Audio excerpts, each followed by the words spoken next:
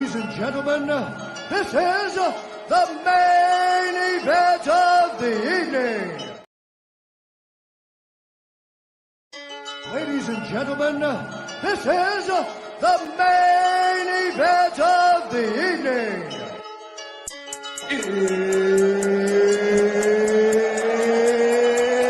It's almost time!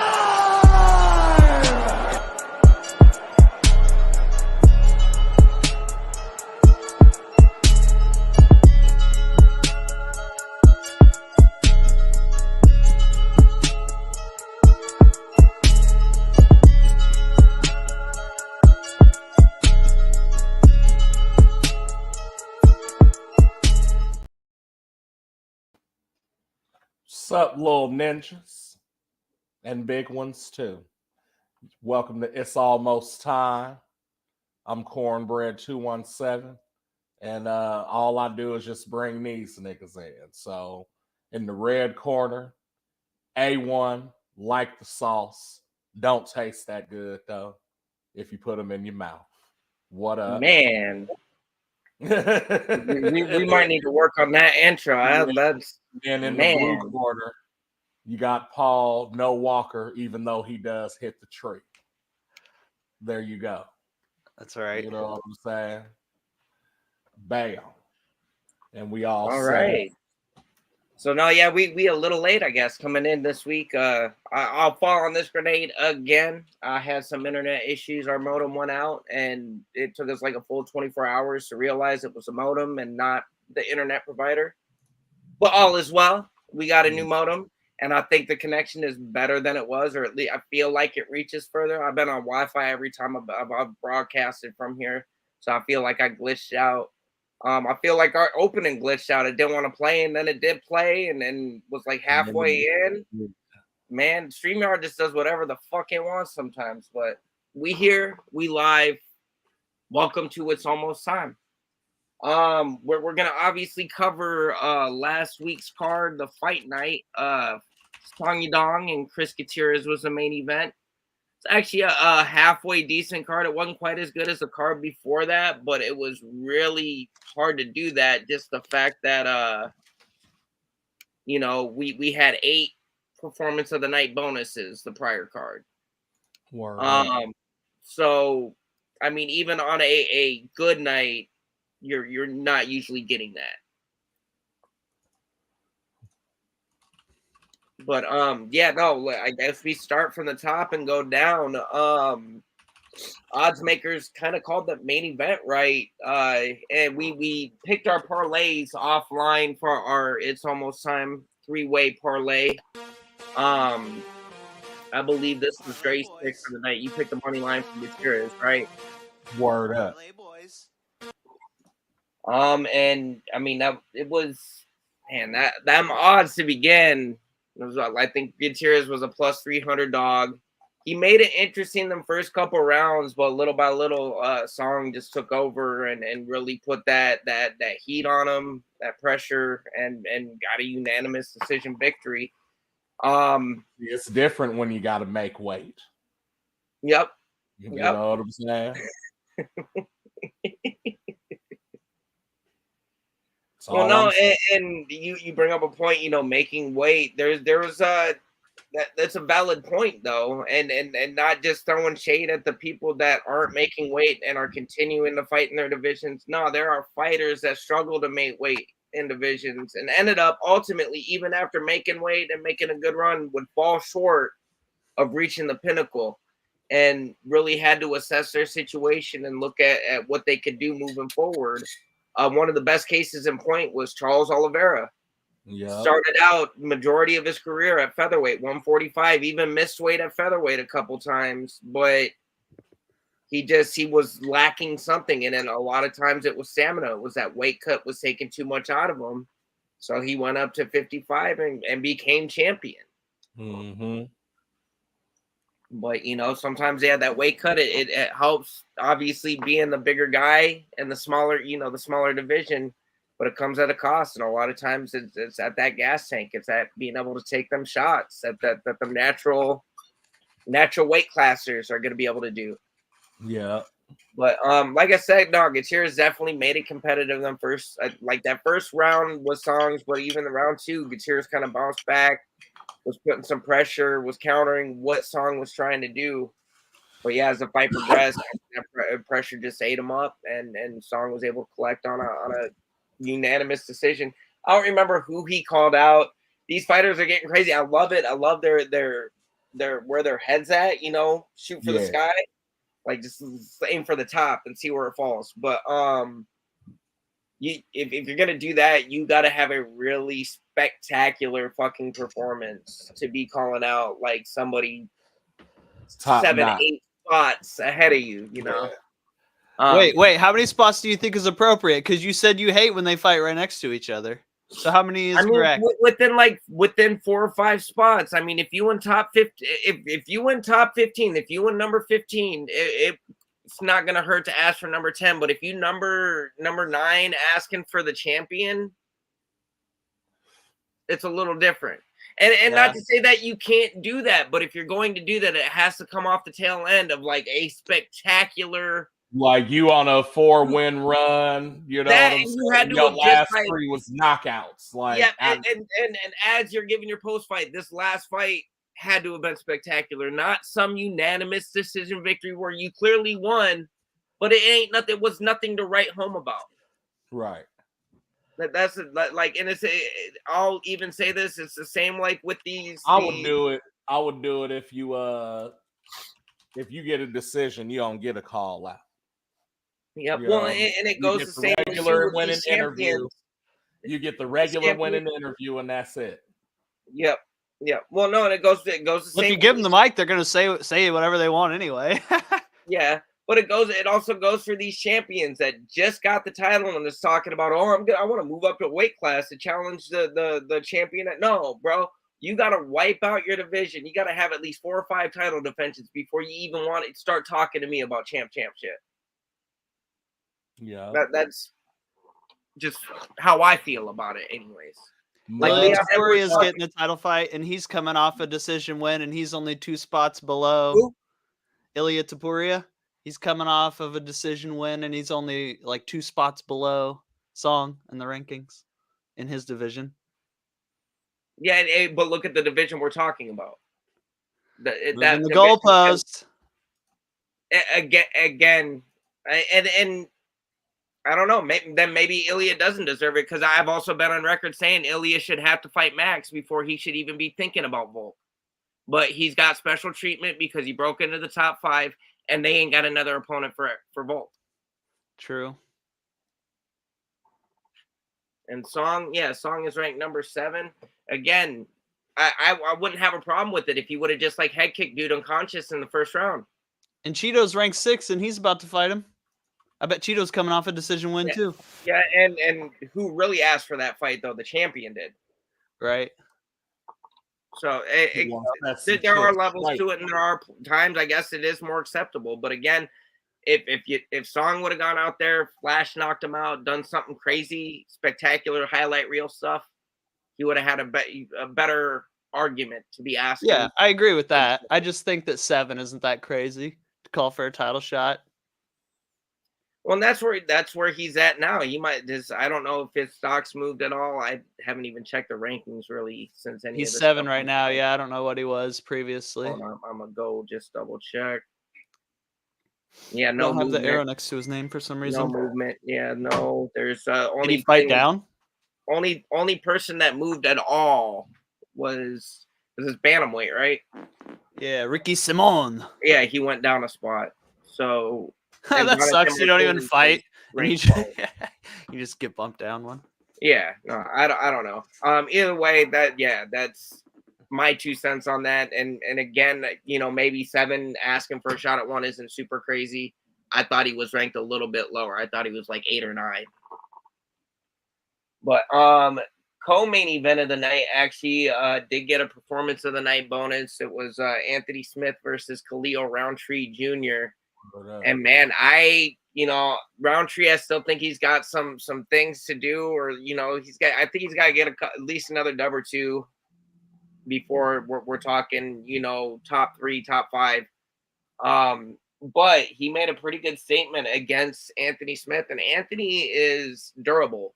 He can take some punishment, dish it back out, usually weathers that storm, and then uses some cardio and some shit to get himself back in it, lets you wear yourself out, and then really turns up the pace. But man, Roundtree said, fuck that. You just go ahead and take a nap. Because he didn't, what was it? Well, yeah, I guess it didn't make round it to the 3. Then he almost dropped Thor's hammer on his fucking ass. No, respect to him for kind of holding off, and he even said in the post fight though that he held off not more so out of respect. He didn't know what Anthony was doing. He didn't know if he was hurt. He didn't know if he was going to come back up with like a head kick from the ground. Like he was being cautious. He knew he had him hurt, but he was like, also, is he playing possum? Like what's happening? And by the time he was like that, the ref stepped in and it was done. But yeah, no, straight put him out, TKO anyways. And again, with some of the wars that Anthony Smith has been in, went to a decision with Jones. He fought Ryan Spann twice, and both of those got himself fucked up and then turned it around and beat Spann. So the dude is durable. So for Roundtree to go in there and actually put an exclamation point on it, good for him. He earned himself a performance of the night bonus, so an extra 50 G's. 50 G's, baby. And yeah, they got him ranked number 8 now. He was number 11 going into the fight, and yeah, he's ranked 8 now. So I'm pretty sure he took Anthony's spot. Yeah, Anthony's ranked number 10. Well, who's next for Khalil Roundtree Jr.? If you guys were matchmakers, who would you pick? I don't know. I gotta look at this. He's now officially top 10. You got a decent. I'd say give him somebody in between. Oh, not super close. Like give him number 5. Let's look at who number 5 is. You can't go straight off numbers though, because like if they're coming off a win, 5's not gonna want to fight him. You know. Yep. Like You're Johnny right. Walker is coming off a loss and is ranked 6. Yeah, but he's also got his fight. They've already got that rescheduled for January with Ankalaev as well. Right. So he would be off the table. I'm not opposed to Rakic.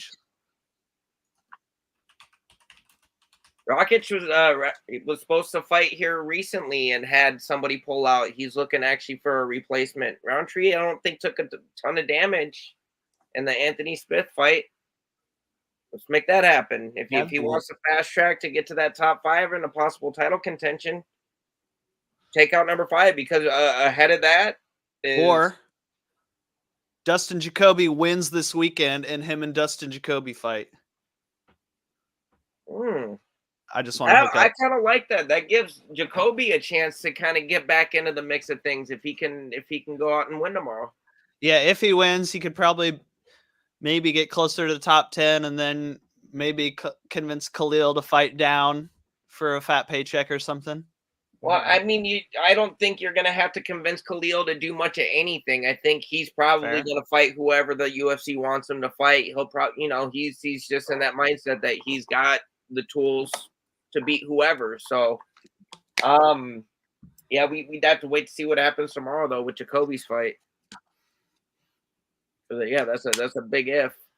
Another decent fight performance of the night also was Nasrat Haqparast versus Jamie Malarkey, and a lot of people were sleeping on Nasrat. And I think people just like sleeping on these Middle Eastern dudes. It's a little bit of Islamophobism or something. I don't know, but nah. For me, it was more so that like I've seen, I've been watching Malarkey come up, and he's been doing his thing, and so and he's Australian, so they got a different type of they move different. You know what I'm saying? So like I was going not that because I'd seen the fight before with what's his name? Nasrat.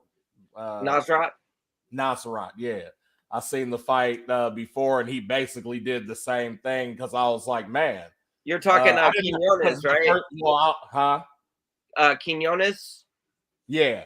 Because I was like, man, what the fuck is... I was like, I didn't know... Because at the time, I think Kelvin Gastelum was still out or something.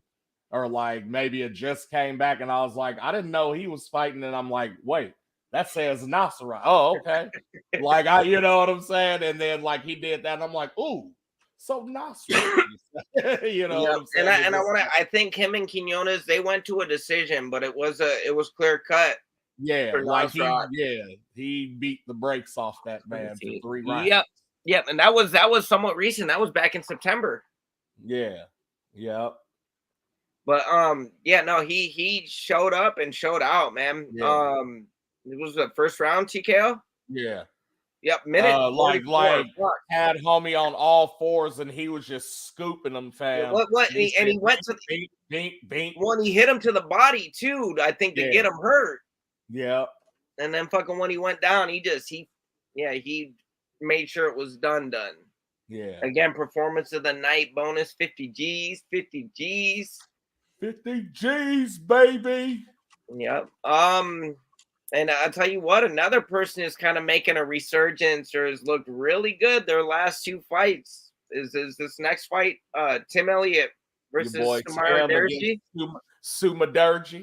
Sumaderji, yeah. Man, again, just kind of put it on him, pressured him, and I want to say Sumaderji was the favorite. The site didn't even have the odds, but Sumaderji was supposed to win this.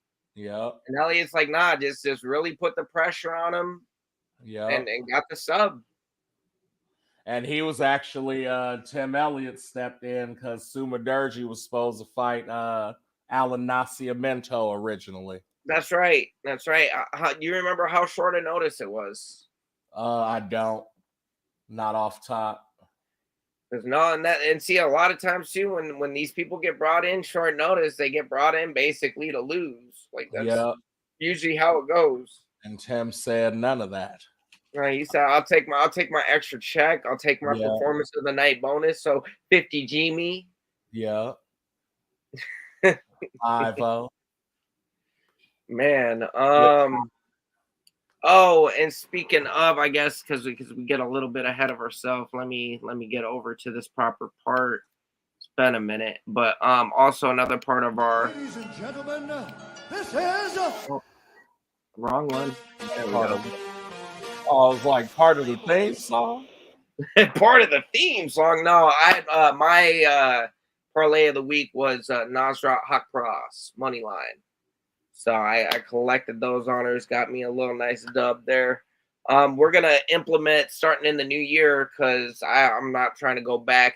I'm a call the winner this year a default for the 3-way parlay from It's Almost Time. The winner by default, because I'm too lazy to do the math, is gonna be this dude down here, Mr. Dr. Dre. Probably had the most money line proper picks for our parlays. Starting in January, though, and I'm gonna make myself a little grid board and tallies, and so we can figure all this out. We are doing a competition here at It's Almost Time, where basically we're gonna run it through. We'll run it through November or something, 11 months, and tally up the results to each of our parlay picks. The winner's gonna be crowned the parlay champion.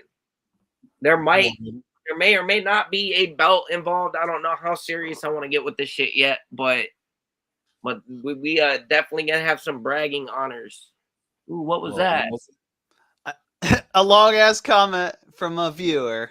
About a new rule set for the fight: invitational grappling card. ADCC rules, except very heavy on the penalties. This is just for the invitationals. On paper, then when they saw examples where it was bad, where someone could dominate and get to mount, then lose from penalties because the bottom person just defends from mount. Good card regardless. I just think the rule set didn't work out well and needs adjusting. Yeah, I wasn't able to watch it. So like the bottom person. So you can get penalized and lose even though you're on top if the person on the bottom Basically, if the person, it sounds like if the person on bottom is defending well enough that the person in the dominant position can get penalized because the person on the bottom is defending. Because they not advancing or something quick enough, right? I could see the idea behind it, trying to force the action, but yeah, it definitely kind of seems a little backwards in practice. Yep, and it sounds good, and I can't be mad at them per se, and I appreciate you even commenting and even interjecting something into the conversation. So thank you for tuning Cyrus. in. I don't hate them for trying something new, but obviously, I mean, if this is already becoming an issue, there'll probably be something that they have to revisit and revamp the rule set a little bit more, and they'll probably tweak it and make it proper, make it better. I think that's one thing that holds grappling down sort of as a sport in general is there's not really one solidified rule set. And that's what makes Gordon Ryan the best is because he beats everybody in every rule set. Yep, but that's also kind of that's really where MMA is at this point still too, just with the different rule sets. I mean, over in one, you can knee a downed opponent. I was just watching a highlight reel. This dude took some brutal knees to the head. But I was like, man, they need to bring this to the UFC because that's a real fight. That shit will happen in a real fight. So like I for one liked the Wild West Kumite UFC, like, you know what I'm saying? Like, and even later on when it really when people figured out that it's mixed martial arts as like these are the, you know what I'm saying? Like when it became like everybody in black shorts and fuck it, you know what I mean?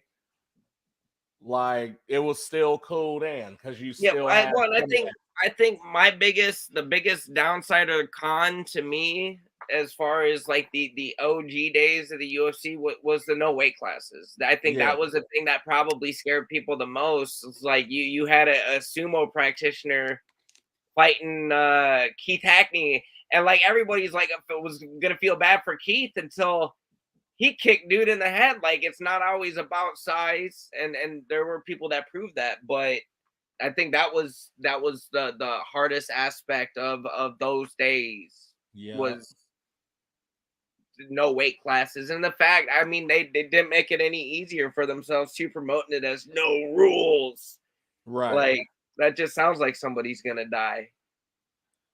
What did they? I just seen a TikTok or something about how like after Bloodsport came out, they really did like it was like the not official UFC, but it was like something like that with a bunch of Muay Thai dudes and like karate dudes. And the karate dudes also did judo, and they had like this big ass competition to see who was the coldest. Yep. You know what I'm saying? And somebody that started UFC was there and saying, yeah, no, that's what they based the blueprint of UFC off of. Yep, I just seen that. I was like, no, kudos to the knowledge over there, man. Not a lot of people know that. Yeah, fam. So they was really like, how can we make Street Fighter 2 in real life? How can we make like a real blood sport? Yeah, because Bloodsport was my shit. I fuck with Master Shidoshi. But you be fucking with like a lot of kung fu and a lot of shit too, though. Yeah, all day. Yep. Now let me see here. Yeah, we have one other fight of the night on the card. The first card of the main card, Jungyoung Park, Andre Muniz was a split decision. And actually, as I was watching this one, I remember because we got to the end of it, and Park had done basically enough to win this fight. But by the end of it, he was so exhausted that when they both got up, Muniz shot right up and put his hands up. Yeah. You know what Park did? Sat his laid ass there. He laid down. He did not move. He was exhausted. I can't blame him for being exhausted. It was a high-paced fight. He put a lot of energy out there, and you know, and I personally, up until that point, I thought he was going to win the decision until he didn't get up. And I shot in group chat. I said, Paul, watch this. he gonna lose via split decision because he didn't act like he won at the end there. That's gonna be enough for the judges to give it to Muniz. Sure enough, who won by split decision? Got your dumb ass. Yep. I mean, I think it was the 14 and a half minutes leading up to that. But I you're right. don't know. I feel like Park had won the first 2 rounds. Muniz had I think the second round was close, but that third round, Muniz ended in the more dominant spot, and I feel like he was doing the most at the end of that third round. So he gave him that third round. But the way that Park was exhausted and did not get up, his body language, he looked beat. That's what unless they went back and changed their scores from the previous 2 rounds. I'm saying a lot. I'm telling you, a lot of fucking judges don't write that shit down until it's time to fucking. No, they definitely do. They definitely do. That's They definitely do. That's literally how they judge, is round by round, so they don't judge the fight as a whole. That's the whole point. And maybe it was because that's how Pride used to judge, and they did it this way to stop doing that, because then everybody cares about the end of the fight and people stall until the end. And you're gonna tell me, out of the 2 judges that scored the third round for Muniz, that one of them possibly couldn't have scored it for Park if he would have acted proper at the end of the fight?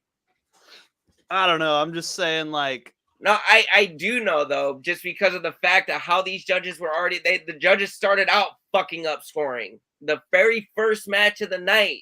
At the end of they score at the end of every round. Wrong fucking fighter. It just doesn't make sense to me, because they score at the end of every round. Okay, when the round's over, they score who won it. And more than likely, what had happened then, Paul, even if it had been tied up to that third round was competitive. I mean, I'm not going to say that I don't think Muniz won that third round, but again, if he would have gotten up or acted differently at the end of that, it could have swayed the opinions of the judges in that final round and won him 100%. Yeah. 100%. They're not supposed to judge off that, but if they're shitty judges, they might. Well, and it's clear to see that MMA is full of very shitty judges this year. Right, but usually it's a standout. They're all not 3 shitty simultaneously. Oh, yeah. But yeah. So Muniz won split decision. I feel like if Park would have stood up, or been more enthusiastic at the end, he could have swayed some opinions and stole a fight there. Another good, let me see here. Okay, yeah, Hyun-Sung Park and Shannon Ross. Man, Park came out, and it was a second round TKO. Got himself a performance of the night bonus. He hit that body shot.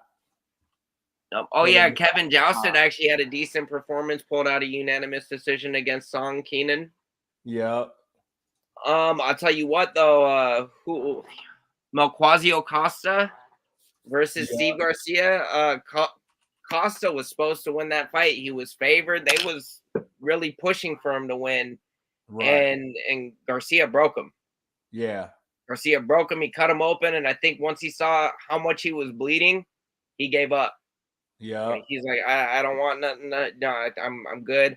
Basically, and not to say that the judge or the ref shouldn't have stepped in, man, because he was getting just walloped there at the end when it did get stopped. I don't think he knew where he was. Actually, I know he didn't know where he was. He started wrestling the ref. Yeah, that shit was kind of funny. He's as out as you could be without being sleeping. Yeah. Right. Again, Luana Santos and Stephanie Egger. I was really disappointed in Egger. I'd seen her come out prior and really do some stuff. I feel like she was more capable of what she put out there on Saturday, and Santos got herself a dub. It was a decision, but she did more. I think she controlled more, and just dictated where that fight was happening. Let's see, Tatsuro Taira versus Carlos Hernandez ended in the second round KO, 55 seconds into the second round. Yep. These little flyweights, man, but if you can sleep somebody at flyweight, that's saying something. Yeah. And yeah, the fight that started out this fight night, guy had me pissed off from the beginning of this goddamn card, man, because Rayani Amanda versus Talita Alankar. Yeah. Amanda won that fight. Amanda won that fight 2-1. I don't know what the judges were watching, but Alan Carr won a split decision. I I don't remember this one. Yeah, I don't think I saw that one actually. If I did, I don't remember it. okay. I commented right as it happened. I said judges are already fucking up, and you laughed at me, Paul. Hell no. I don't remember my frame of mind. I was probably like, you right. Man. But yeah, no, so this fight night, it wasn't a bad fight night, but compared to the card right before it, Yeah. it was Hard to compare. and it's hard to compare when you went from Right. 8 fight of the night bonuses or performance of the night bonuses to just 4. You know, Yeah. like something happened, Right. but it wasn't the same. And again, I'm not even upset because we got some subs, we got some sleeps, we got a little bit of everything. It was hard to live up to that. But I mean, with us covering that, you know what's tomorrow night, right? Your boy Leon. Hell yeah. 296, man. Final fight card of the year. This thing is stacked top to bottom. It was originally scheduled for 14 fights, but 2 of them dropped off. Oh shit. Yeah, Ian Gary's pulled for 296 Yeah. due to pneumonia. No replacement fighter for Vicente Luque. Although, I will give credit to 2 fighters, I want to say, that actually threw their hat in the ring. And one of them, like, this should be no surprise, the trailblazer, Kevin Holland, said, hey, I okayed it with my wife and my girlfriend, and they said I can fight. Let's make it happen. But nothing came from it. And then yeah, another fight got pulled. Randy Brown pulled due to an undisclosed illness and no replacement fighter for Muslim Salikov. Yep, spelled that name wrong. Be trying to get better with these banners. I didn't even use half of the ones I got set up tonight. Just started moving through it. Forgot I had them. Hell no. But yeah, no replacement. Chikadze was out versus Emmett too. Oh yeah, that's right. Yeah, Chikadze was originally, and Mitchell stepped in. Your boy, Young Arkansas. Ain't that Bryce Mitchell? Hey, no, if he's from Arkansas, if he's from Arkansas, I'm gonna just call him Young Noah because he's from the Ark. Ain't that who that is? That's who it is. I'm gonna have Dan Ige pray with me, brother. Yeah. Oh no, that's exactly who that is. Okay, yeah. God, I loved watching them shut his ass down. Oh, that made me feel so good. Fuck yeah, Bisping. Hell no. Why don't you pray with me, Bisping? Pray with me, Michael. Man. You know Michael. Because we don't force one religion on the world, son. You know Michael Thug was nasty. I won't even get into why he's thug nasty, but yeah. We've addressed it a couple times. Old I know I have. I just don't want to. I don't want to keep bringing it up. I mean, it's already dead and crusty, like what we was talking about. So,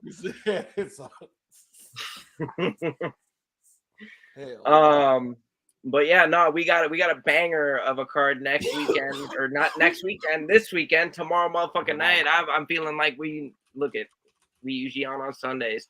But yeah, Randy Brown was originally supposed to be opening up the prelims, which people are like talking crazy because Randy Brown's a highly touted rookie prospect basically this year.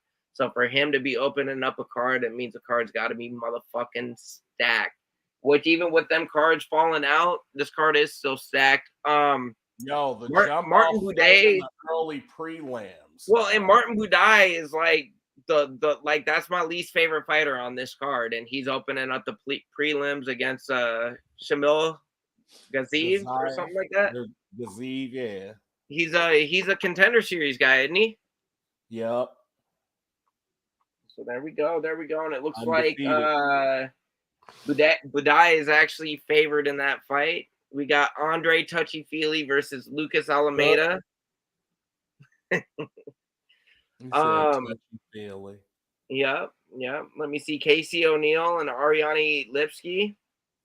Actually, I have a feeling Lipsky's gonna pull out an upset there. I mean, she's only a slight dog, but I have a feeling she's gonna win that one. We got Garbrandt versus Brian Kelleher. Word up. What do y'all think's happening there? Is Garbrandt gonna revitalize that career, or I got money on Garbrandt getting fucking chinned. Glass chin. Garbrandt is going to sleep, baby. Okay. Woo. Okay. So I mean, while we looking at the card, are we parlaying? I was just thinking, I'm really glad that we're doing it now because I can actually use the betting lines as knowledge to cast my bet. Well, and I like just how close it is too, because we can talk about a lot of stuff. Actually, I'd like to talk a little bit about the presser that happened last night. I was able to tune in and watch the majority of it, caught basically everything. So yeah, Colby Covington's a scumbag. More people need to sucker punch him outside of the octagon. You mean Colby Cuckington? Yeah, Yep. fuck Colby. No. He's America's cuck. Shit. See, that ties him to me, and he ain't my nothing. Well, no, okay, he's the biggest Trump cuck I've ever seen in my life. Yeah, like it's a weird thing, and it's I find it funny. Like that's Trump's favorite fighter is Colby Covington, and I know why. It's because this dude is a gimmick, and that's basically what Trump has been. His entire career has been a gimmick. Like it's a facade. That's why he loves him, because he plays a character so well. But press conference was crazy. Covington said some really crazy shit, brought up Leon Edwards' dead father and said, hey, when I knock you out, you can go visit him in hell. Got a water bottle chucked at him, and it might have some people jumping out of the bushes at him after this weekend too, just on some monster. Just chuck the mic at him and hit him right in the fucking head. Man, it's a fight. But that's I can't say it wasn't expected, man. This dude, there's no off limits to Colby, unfortunately. Like, right. And I get this is the fight game. You're gonna do what you can to get in their head and this and that, but like, it really showed that lead up to the Masvidal shit when he started bringing up Masvidal's family and ex and kid situation and shit. It's like, bro, you don't go there. There's just some stuff you don't like. When you motherfucker break your jaw, you want to try to sue. No, and then when you fucked around and found out, because he even told you, man, hey, I see you outside of here, I'm swinging on you. I ain't warning shit. It's on site, literally. And he did that. He did just that. And then dude wants to claim brain damage and file lawsuits. And he was brain damaged way before that. It shows the caliber of person he is. He can dish the shit out, and then when there's consequences, he runs like a typical scared fucking privileged. That reminds me of someone else in the 170 division that's kind of popular right now. Who's that? Ian Gary. Oh no. Let's get into that too, because I don't want to throw stones like if Gary is legitimately sick, and there was talks even that possibly his child, his 2-year-old son was showing some of the same symptoms that he was like. And if that's the case, I hope he gets well. That's really why you had to pull out of the fight. I hope you get better. Let's run it in January then. Like that, how he moves forward, how quick they put a fight together is going to tell me everything I need to know about how real this sickness was. Because he talked a lot of trash leading up to this, and then in the last few weeks, it's come out that his wife is possibly a wag, and it sounds like some really cuckish behavior, like taking your wife's ex-husband's last name and then keeping him as a nutritionist in the same house. Like it gets deep. Also, leading into this week, Ian Gary released his own hype video, like using some of the insults and stuff. I didn't have a chance to actually watch it. I meant to grab it and save it, and we were gonna play it on here, but where's it at? We could play it right now. It's on Twitter. Go hop on there and type in Ian Gary hype video. You mean X? I'm pretty sure he made it so nobody can look at his Twitter. Oh, well, no, he has it back up. I don't think anybody can comment on his shit. But the video, and I don't know if the video's still up. It might have been something he pulled back down. Oh wait, I think I do see it. Is it like about a minute long? Yeah, hey, bring it up. Yeah, screen share. Let's run this. Share the tab. Oh, this is funny.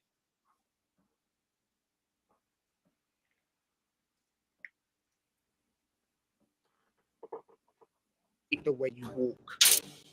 They hate the way you talk. They said you're just a McGregor fanboy, that you never reached the top 10. They hate your wife, they hate your family, and they even hate the food you eat. They said you're just that you get kicked out of every gym. They hate that everyone is talking about you. They hate that your brand is booming, that you have cameras on you all the time. They hate that you're interesting, you're entertaining, and they really hate that you're undefeated. They hate the way you run things your way. They hate the way you win, and win some more. And they hate that on December 16th, they'll all be watching you win again. Hell no. That shit was crazy, bro. Hey, no, the funniest part for me is that Wag. he's narrating it himself. Like they didn't like get like somebody to like one Like man if that would have been Morgan hated Freeman. on by everybody. She does Just all his hate that he things. She wins. does his social media. She probably did the video edit. She does like all his shit. What the fuck is a wag, fam? It's like a wife and girlfriend is the term basically, Oh. and The women who goes for rich athletes. Yeah, older women. and she did a book, and so I don't know. I'm hearing things from all over the place that supposedly this book was satire and this and that, and I don't know if it's backpedaling. I'm just watching. I'm just reporting the tea, and sitting back with my popcorn because I want to see where this goes. But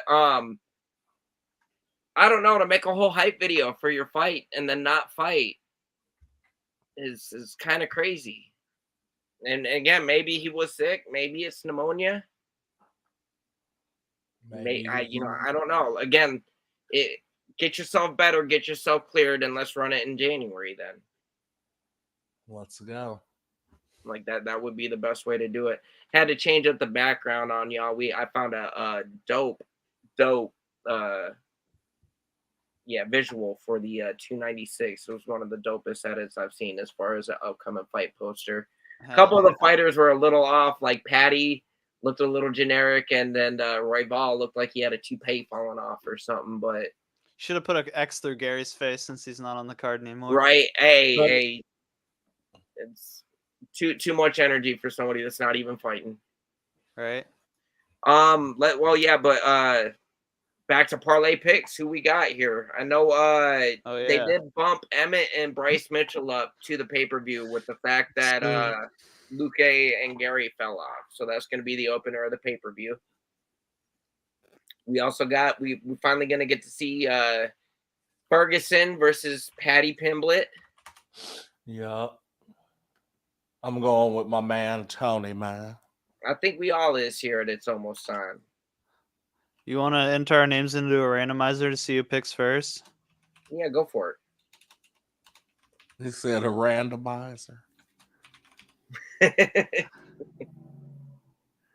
These three items were on your list. Here they are in random order. A1, Cornbread, Paul. All right. So, man, I'm going to have some fun with our final one of the year since this isn't going towards the championship. Plus money leg incoming. Yeah. I know. No, you think you know, and I'm gonna just go the money line, and I'm probably gonna lose on this one, but give me the money line on Wonder Boy. Okay. Oh no. He says, "Oh no." Oh no. Hear me out here. All right, here. I'm hearing. So nobody's gonna argue that Wonder Boy is not one of the most phenomenal strikers at welterweight, right? One of the most unpredictable styles. I mean, he's a motherfucking karate champion. Dude is getting up there in age, yes, but I mean, he was kind of a little old when he got into the UFC to start. He was already in his 30s, I want to say, when he made his UFC debut, anyways. He's always performed at a top level, though, and yeah, he's had some ups and downs. He's had some losses that I didn't see coming, but I think that this is going to be Shavkat's toughest opponent to date. I think this style matches up good about with what Shavkat does. If Shavkat tries to stand and pressure him, he's going to get caught. He's going to eat something, and with how precise Wonder Boy is when he's on, he can sleep him easily. So I'm going to go with that. Also, they have a couple common opponents. Who was it? Neil Magny. Yeah. It took Shavkat a long time, or Jeff Neal, his last fight, it took Shavkat until the 3rd round to get him out of there. Wonder Boy made light work of Jeff Neal. Light work. Like, Man. It wasn't even a fight. It was a decision that went 5 rounds. In the Wonder Boy? Yeah. I have him pulled up on SureDog right now. It was one of the two. I want to say that, like, it was either Neil Magny or Jeff Rachmanov finished him. Well, and Rachmanov finished him, but it wasn't late in the 3rd round. That's true, but I'm just saying Wonder Boy didn't finish him at all. It went to a decision. I don't know. I'm sticking by my pick. I'm going Wonder Boy. No. I'm not saying the pick is bad. I mean, I think the pick is bad, but like it doesn't matter. I'm not defying your logic. I'm just saying like that leg of the logic. Fights and I feel like I feel like he can pull off the upset. It's possible, We'll see. Yep, and I did get that backwards because you're right. He did go to decision with drawing a blank now with Jeff Neal. But no, yeah, I'm like I said, we having some fun with this last one. I'm picking Wonder Boy. We on you, Dre. Wonder Boy lost to Anthony Pettis in 2019. In 2019? Yeah. I'm going Pantoja. Let's go. You just go on money line, or are you picking a? No, it's the last one. I'm gonna just keep it simple. Keep it simple. It's down to me, huh? Yeah. Damn, this is a tough parlay, actually. He said down to me. As much as I fucking hate it, I can bet with my brain and not my heart.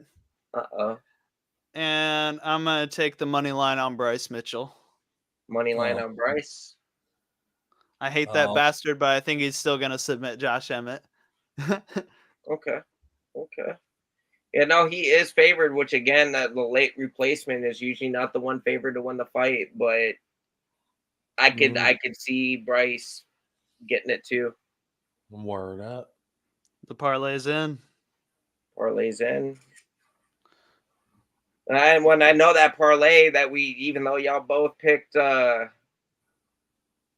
unders, that parlay number's got to be pretty nice. Well, what's the final odd on that? Plus 1,088. Word up. You gotta risk it to get the biscuit. Watch Wonder Boy shock the world. And I hope so, man. That'd be sick. I'm team Shavkat too. Like I think Shavkat's probably gonna do it, but that if we're picking upsets and I can have a little bit of fun on this, yeah, I'm gonna go Wonder Boy with the upset.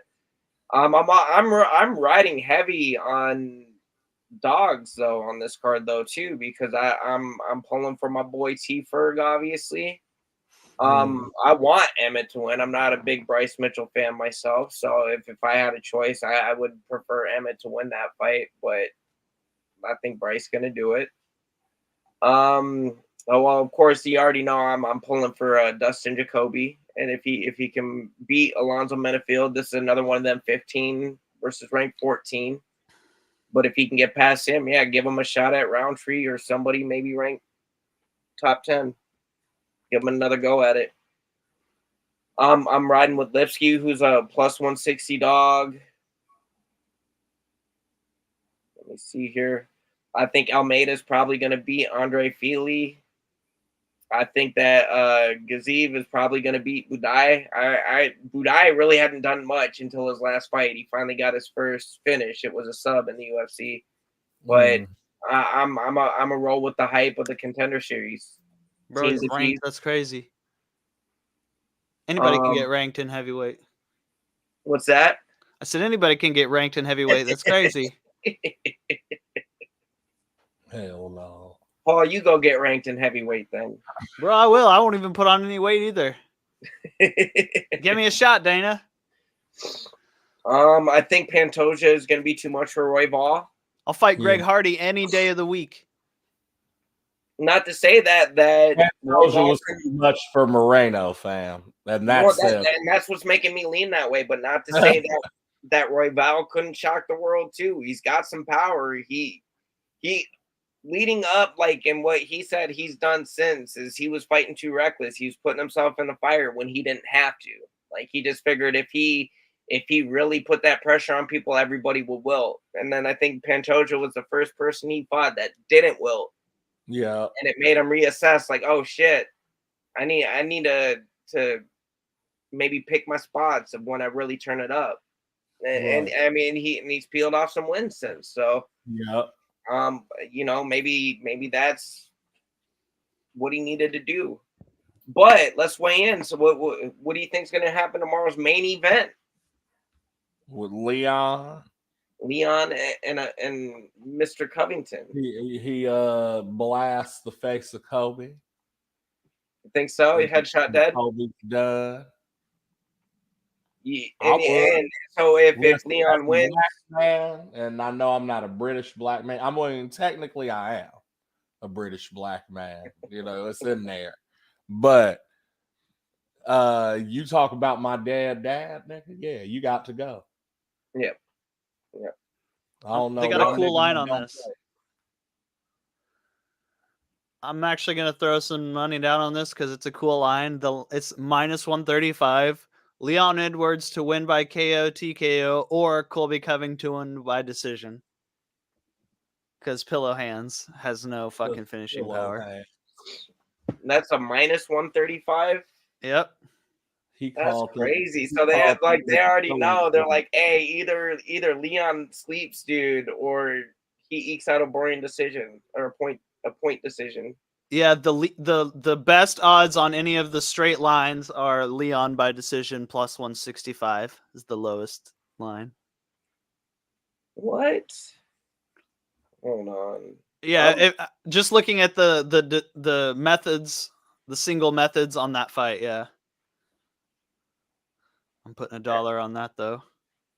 That double chance is fun. So they like basically the bookies don't even know what the fuck is gonna happen. They don't want to give nobody. They say if they had to pick though, they pick Leon to win by decision. It's plus 150 though. Yep. Well, and yeah, we got Leon's minus 170 to Kobe 138 on FanDuel. By decision or just overall? No, and Leon by points is plus 145. Yeah, it's okay. 150 on DraftKings, but it's 240 for Colby. And then 260 for Colby here. Leon by KO plus 370. Kobe by KO plus 750. Yeah, right. That's why it's plus 750. Right? Hey, let me pull up Colby on ShareDog. Let's see if when was the last time Colby got a finish? Man. And he be talking all that shit about, like, man, dog. Well, no, he was talking about, man, these inactive fighters. Like, Leon hardly ever fights. How did he ever get a title shot? I'm like, bro, 19 months, my dude. 19 months. And you still ranked. I forgot he got the TKO over Tired Woodley, but that was a weird-ass rib injury, not a real fucking TKO. And how long ago was that? And also in 2020. But besides that weird-ass fucking thing with Tyron Woodley's rib injury, 2016, he got a fucking decision over Brian Barberina, the fucking gatekeeper of all gatekeepers. Never. Or no, wait, that's a decision. He got a TKO on Max Griffin in 2016.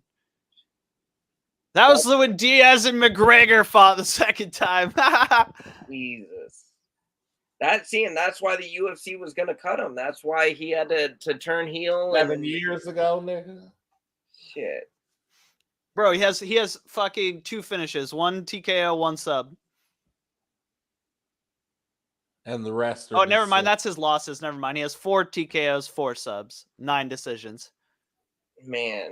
More So decisions than all his finishes put together. yeah, I was about to say, yeah, he's got more decisions than KOs. He's and only stuff got 20 combined. fights overall, 17-3.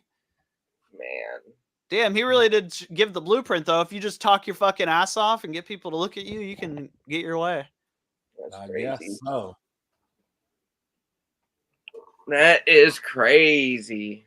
Because I'm over here really trying to think, like, what has this motherfucker done? Not shit, but talk. Not lip service. And I don't that remember mouth. one of your fights. I wonder what else that mouth do besides talk shit. Like they keep him around for a reason, man. Like that.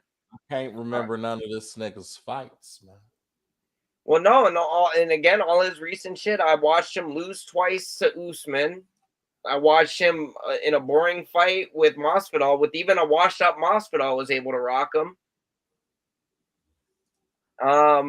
Just it again. He talks a lot of shit, and again, he must sell some pay-per-views or some shit because they keep pushing him.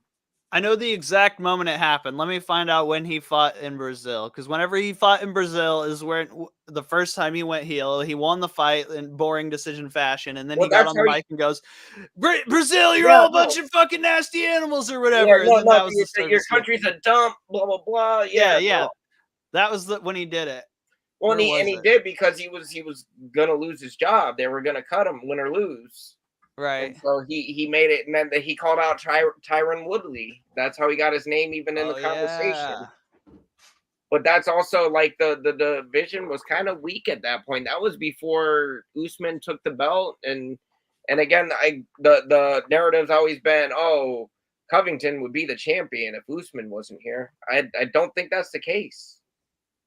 I think there are a lot of people, and especially this new generation coming in and these new threats.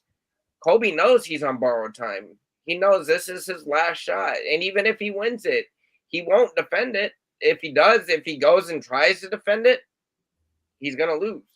So my guess is win or lose, will lose. If he loses to Leon tomorrow, my guess is he retires. Period. And he's not even that old, but I think he knows that the talent coming up behind him, he does not have a shot. These guys are way more fine-tuned and way more dangerous than he is.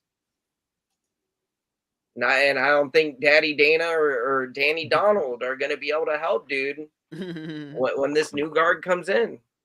No. Hell and no. I'm here for it, though. Like, stick around. Let's like... That was another thing during the press conference and his interviews and shit. Like they kept bringing up names of everybody basically in the top 10 in the division, and he's just shitting on all these names. Like, oh, Shavkat, oh, shit, rat, blah blah blah. But then when he's on stage talking, like in the main interview, he's like, oh no, I'll fight whoever they put in front of me because I'm a company guy. It's like, no, pick one, dude. You can't be both. Like, man, you're going to talk whatever shit you can in the hopes that you're going to win this fight. And when you win this fight, you'll probably sit inactive for a year before either hanging it up or having one defense and losing. Like, what it just... dude? I was like, he went gone. Yeah. What happened to this dude? Wow. It was like, he said, fuck this show. No, my fucking all my tabs and my screen kept freezing, but it was only my Chrome that was freezing. So I was like, "Fuck it, I'll just exit out all my tabs and open another one." Gotcha. Yeah, no, your screen was freezing a little bit on here too. I thought maybe I was just having it's not even my internet. I think it was just my Google Chrome being weird because I had Chrome is tabs open. Not the best program. I'll just say that. I used to use Firefox. I fucking much prefer Chrome. Yeah, Chrome is better than Firefox, but they're both better than Microsoft. You old Internet Explorer. Yeah, and even Edge sucks, man. I've got a grudge with Microsoft. I don't like them. But yeah, that I mean, we basically covered everything. This is the final fight of the year. I know I'm gonna be tuning in. I think you beginning your travels this weekend, aren't you, Mr. Breddington? Heading to New Mexico, so Oh, and I fly back on Christmas Eve, which is next Sunday. You getting all spiritual and holistic over there? Yeah, I was gonna look into, possibly doing some Native American rituals. Okay. ooh, okay, yeah. I'm definitely gonna go see Meow Wolf in Santa Fe. Meow And Wolf? then, yeah, like the one in Vegas. Okay. But I Okay. believe I think it started in Denver. But I'm just wanting to see if they all different. Got some winter sports planned, some sledding and possible snowboarding and shit. You know what I'm saying? Okay. Okay. Yeah. And I know normally we go on Sundays. I know with you being a little busy, we probably will go a little late with this next episode. So don't plan on seeing us out here on Sunday. I want you to enjoy your time and whatnot. And plus, Yeah. the next card is not until January 13th. So really, we can pick a time, maybe We'll do recap it this then. final card and recap this year. Because this has been a good year of some fights. It's been a good year. This has been our flagship, our broadcast, our debut year here at It's Almost Let's Time. We plan started this on if we got that much time, let's plan on like getting the footage and doing like a best of or something, a best of. Yeah, and then we can like have that as like the comeback episode or some shit. I don't know. Okay. Okay. Yeah. No, we definitely, especially even we'll do our recap of 296, and if we ain't got to put together by then, maybe prior to the January 13th card, come live with a little special, a little something, maybe a recap of that fight week 2, because I know we got a little bit of we had the pictures out, and we had a bunch of stuff on our Facebook, and then we got zucked. Ooh, yeah, we got yeah. No, yeah, you had to show that background real quick, because that does go hard in the paint. But what man, the fuck? I was like, what just happened here? All of a sudden, I'm there by myself. Said, wait, what exit? The fuck? Charles. That was my bad. Bro, they got UFC 296 collectibles for sale on the website. What kind of collectibles? They got a piece of well, obviously they don't have it yet, but a piece of the 296 Edwards versus Covington canvas in this like acrylic, like little like stone thing that they used to sell as kids and all that shit. Okay. They had some mystery boxes and shit too with a bunch of memorabilia and random shit, but it was a little out my price range. Like random signed photos, like that's $1,500. Goddamn. Yep. Nope. A lot of their stuff. I mean, there's some stuff you can get at a decent price, but there's a lot of stuff. How much for one of them belts? The damn. Yeah. $650. That one's $850. Wow. Yep. But little side note thing for anybody, Paul, I know you said you like the cards a little bit, them UFC cards and stuff. In stores now, if you go pick up the Chronicles edition of the UFC cards, Panini loses their license come January. So these Chronicle boxes are stacked, and I already shared with the group. Okay. But I pulled a Shavkat Rakhmonov. Nice. And Amanda Nunes. Word up. So no, if you like, very nice. Yeah, if you like UFC cards and want a shot at some decent autos, yeah, these boxes are stacked. I think they're like $24.99. So go get you some. I have to. Actually, I got fired, so I'm probably not going to do that. But maybe if I get another job before then. He said, but I got fired, man. Why you have to make me sad like that? Nah, that's all good. Well, I'm good. I'm glad you're in good spirit because Word. that it just made me sad. It I don't does. want to leave all the viewers on a bad note like that. Oh, hey, our boy just got fired. Good night, everybody. Yeah. Hire me to do your audio in anything, Yeah. any facet of your life that needs audio. Yeah, the suit could mix. So yeah, holler. But again, we appreciate everybody that tuned in, not only tonight, but throughout this year with us. We started this back in March, just a few homies that wanted to talk some MMA shit. So Word. the fact that we're still here, we're still doing some stuff, and we still got people tuning in. It's I'm thankful for it. So thank you. Yes. But on that note, I'm a sign out. This is A1, and y'all have a good night. Holla.